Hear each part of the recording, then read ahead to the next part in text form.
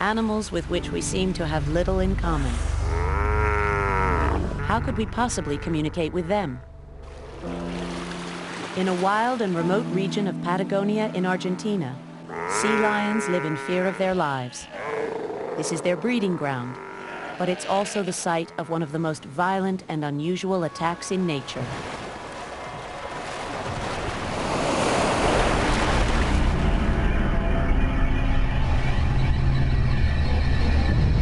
Orcas, also known as killer whales.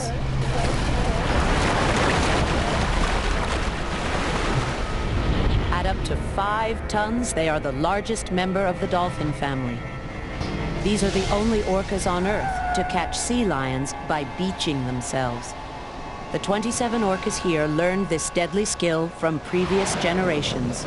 Their survival depends on communication. Roberto Bubas has been watching the orcas attack for 12 years. But incredibly, he's also seen another side to these fearsome predators. In the last 12 years, I have been more with these orcas than with people. And they became a kind of family to me here. The orcas seem to feel the same way about him. Roberto had been watching the orcas from a distance for over a year when something fascinating began to happen. Day by day, they came closer and closer. Eventually, Roberto was brave enough to get into the water. They were splashing the water with the flukes and spy hopping in front of me. And I understood. I thought maybe they want to play with me, so I went into the water with them to play. And it was like a party. They started to come together to push to each other and start to scream, to make sounds, and I was able to touch them.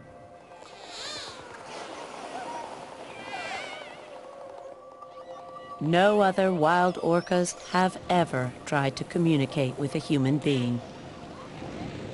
But Jane Goodall thinks this amazing behavior makes perfect sense. Why did the orcas want him in the water? They wanted to experience him. They knew him as an individual. They're curious. They have the same kind of curiosity as we have.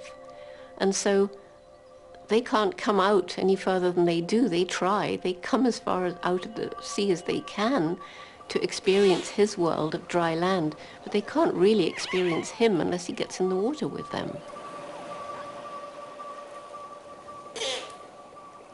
Why on earth the orcas don't attack people when they attack seals is another kind of mystery, but it has to be something to do with this communication between dolphin and human, which we simply don't understand. Since that first encounter, Roberto has made contact hundreds of times.